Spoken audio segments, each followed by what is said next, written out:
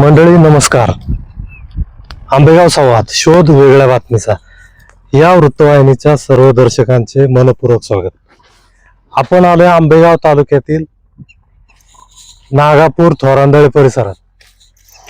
एकीकडे उन्हाची तीव्रता वाढत चालली आहे, मात्र शेतांमध्ये शेतमजुरी करणाऱ्या ज्या महिला आहेत त्या उन्हातान्हात दिवसभर 8 ते 9 तास दिवसभर काम करताना दिसतात. त्यांच्याशी चर्चा केली असता त्यांनी केंद्र सरकार असन राज्य सरकार असन यांच्यावरती त्यांच्या कारभारावर कडाडून टीका केलेली. त्यांचं काय म्हणणं आहे आपण प्रत्यक्ष त्यांच्याशी बोलू. नमस्ते. आता सध्या गॅसची काय परिस्थिती या परिसरात? गॅस भेटत नाही आम्हाला. गॅस मिळत नाही? हो मिळत. का बरं? म्हणतात गॅस शिल्लक नाही. मग तुम्ही स्वयंपाक कशावर करता? चुलीवरतीच करावं लागतं. चुलीवरती? हो. किती दिवसापासून ही परिस्थिती आहे इकडे? 1.5 ते 2 महिने झालेत. 2 महिने होऊन गेलेत. गॅस भेटतच नाही. बुकिंग केला तर? बुकिंग केला तर तरी ओटीपीच नाही पडत. बुकिंग होते ओटीपी पडत नाही. गॅस भेटतच नाही. ते डायरेक्ट सांगतात गॅस शिल्लकच नाही. आणि आता परत पेट्रोल डिझेलचे दर वाढलेत. हो. त्याच्याबद्दल तुमचं काय मत आहे? आता पेट्रोल डिझेल तर भरपूर वाढलेलं आहेच. सरकारने काय करायला पाहिजे असं तुम्हाला वाटतं?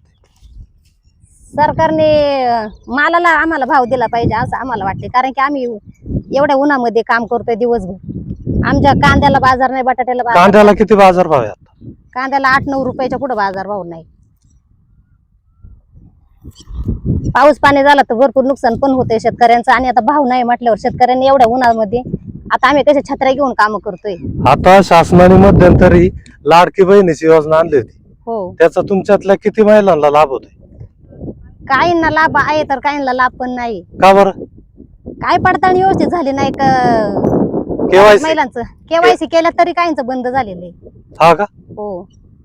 म्हणजे सुरुवातीला 1-2 हप्ते मिळाले, हो. त्याच्यानंतर पूर्णपणे बंद झाले.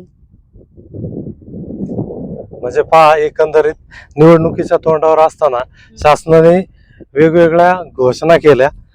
प्रत्यक्षात 2-3 महिने 2-3दा हप्ते मिळाले, परंतु त्यानंतर मात्र या लाडक्या बहिणींकडे शासनाने सफाईदारपणे दुर्लक्ष केले. कविता ताई बोला.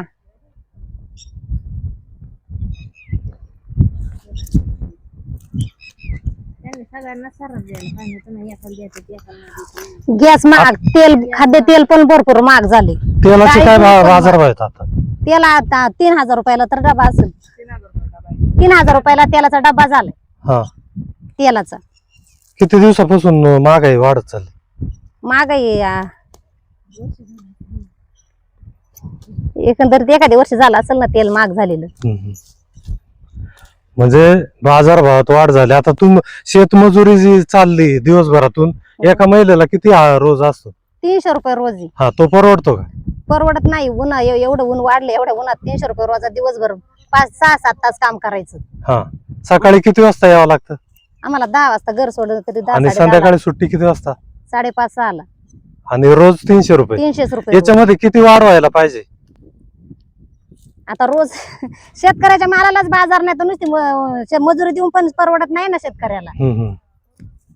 त्यांचं डिझेल, पेट्रोल, खत, औषध, सर्व खाद्यतेल, डाळी डुळी सगळं महाग. आपल्या कोणत्याच मालाला बाजार भाव नाही. मग शेतकऱ्यांनी नक्की करायचं काय? कर्जमाफीमध्ये पण सरसकट कर्जमाफी झालेली नाही. 2 लाखापर्यंत कर्जमाफी करू म्हटल्यात, अजून ती पण केलेली नाही. सरसकट कर्जमाफी पण नाही शेतकऱ्यांची. मग नक्की आणि काही ठिकाणी आजकाल प्यायला पाणी पण नाही. जनावरांना पिण्यासाठी पाणी नाही, चारा नाहीये. मग पाण्याची पण अडचण आहेच. एक परतो बिबटे आहे शेतकऱ्यांसाठी. मधून मधून बिबटे येतोय. बिबट्यांची भीती आहे का? किती भीती आहे बिबट्यांची. कुठं आहे बिबटे? रोज कुठं ना कुठं रोज बिबट्या दिसतोच. लहान मुलांना शेतकऱ्यांना किती भीती. मग महागाई भरपूर झाली. म्हणजे सरकारने शेतकऱ्यांकडे बरेच दुर्लक्ष लय केलेलं आहे. शेतकऱ्यांना कोणत्याच प्रकारची अशी सोय नाही केलेली सरकारने. शेतकऱ्यांकडे सरकारचं दुर्लक्ष झालेलं आहे. महागाई भरपूर प्रमाणात झाली आणि शेतकऱ्यांच्या मालाला भाव नाही. शेतकऱ्यांना जोडधंदा म्हणून दुसरं काय आहे का? सर्व काही शेतीवर अवलंबून आहे. नाही, दुधाचा व्यवसाय आहे ना. मग दुधासाठी पण गायांना पाणीच नाही चारा करण्यासाठी. पाणी येत नाही पिण्याला, पिण्यासाठी पाणी नाही, चाऱ्यासाठी पाणी नाही शेतकऱ्यांना, मग शेतकरी करणार काय? काहीतरी शेतकऱ्यांचे पण प्रश्न आहेत ना, त्याच्यावर काही पर्याय निघायलाच पाहिजे ना हो. शेतकऱ्यांच्या भावना सरकारपर्यंत पोहोचतच नाही, मध्येच हे होते. आता त्या जायच्या कशा याच्यापर्यंत, सरकारपर्यंत? आपण चॅनलच्या माध्यमातून ह्या बातम्या, ह्या शेतमजूर महिलांच्या व्यथा या सरकारपर्यंत निश्चित पोहोचवायचा प्रयत्न करू. धन्यवाद. धन्यवाद.